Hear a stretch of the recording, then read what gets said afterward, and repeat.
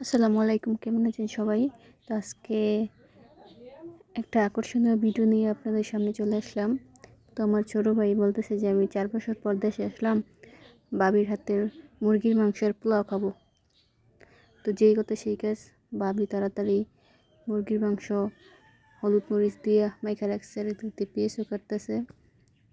তারপর মুরগি ভাজা হচ্ছে, কারণ যেহেতু ব্রয়লার মুরগি না ভেজে খাওয়া ভালো না, মজা লাগে না, সেজন্য ভেজেই খাই। আর এদিক দিয়ে আব্বা এত সুন্দর গাছের থেকে পাকা পাকা হলুদ কালারের আম নিয়ে আসছে। এগুলো হচ্ছে গ্রামের দেশি আম, এগুলোর মধ্যে কোনো ফরমালিন নাই।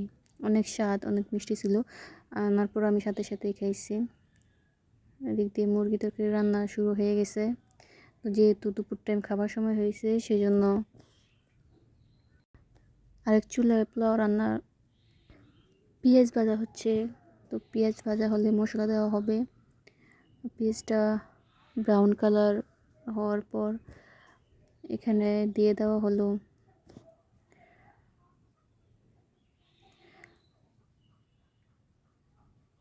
তেজপাতা, তারপর হচ্ছে দারচিনি, এলাচ, এগুলো দিয়ে একটু ভেজে নিচ্ছে আর কি। তারপর দিয়ে দেওয়া হলো আদা রসুন বাটা। তো পরিমাণ মতো আদা রসুন বাটা দিয়ে দিল।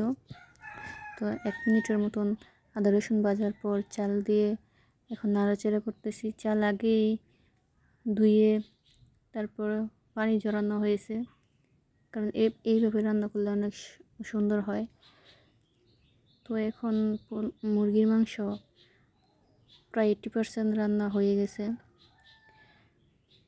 তারপর পোলাওটা ভাজা শেষ। এখন মুরগির মাংস রান্না প্রায় শেষ হয়ে গেছে আর কি। তো বাবির পোলাও রান্নাটা অনেক সুন্দর হয়, মুরগির মাংস অনেক সুন্দর হয় রান্না, অনেক স্বাদ হয়। তো মুরগির মাংসটা প্রায় শেষের দিকে। তারপর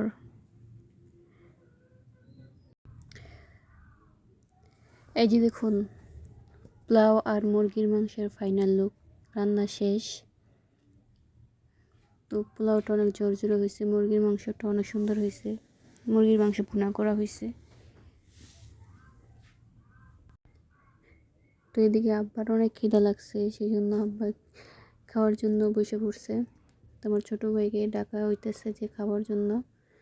তো সবারই খিদা লাগছে, যেহেতু দুপুর শেষ হয়ে গেছে, রান্না দেরি হয়েছে, সেই জন্য সবাই একসাথে খাইতে বসছি।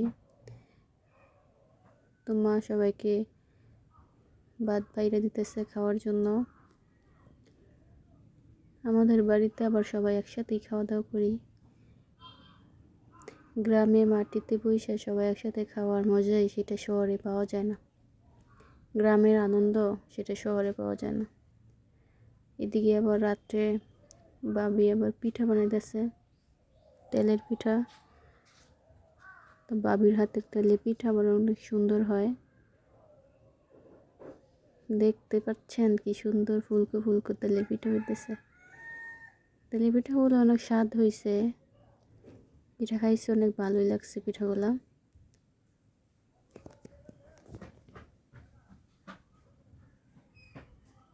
তো আমার ভাবি যেমন রূপবতী, তেমন কিন্তু কাজেও গুণবতী।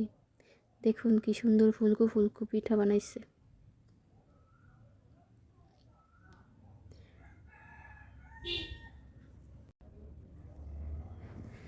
তো আমাদের ভিডিওটি যদি আপনাদের কাছে ভালো লেগে থাকে, তাহলে অবশ্যই অবশ্যই আমাদের চ্যানেলটা সাবস্ক্রাইব করবেন, লাইক করবেন এবং আমাদের পাশেই থাকবেন, যেন আপনাদেরকে আরও সুন্দর সুন্দর ভিডিও উপহার দিতে পারি।